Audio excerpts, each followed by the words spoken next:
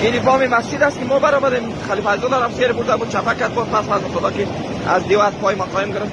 این چی است دیگه؟ این اولیای ماست، این خانه‌های ماست، کسی نماند، این باغاست، این زمیناست، کلگیش در مجبور سیل برد. این خانه سلمانی معبی بس کلگی را سیل برد، هیچ چیز نماند.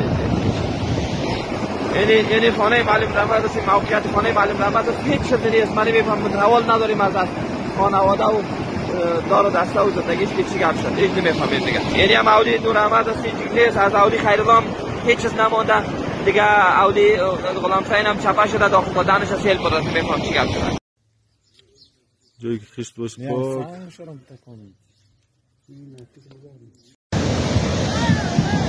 بیادرهای دشار پلخمریز در براقا همه که سیل آمده که بیخی تاریخ دمی طول 40-50 سالت کسی رقم خاطره نداره بیادر. بیادر بسیار سیل شدید بیادر. در براقا بیادر.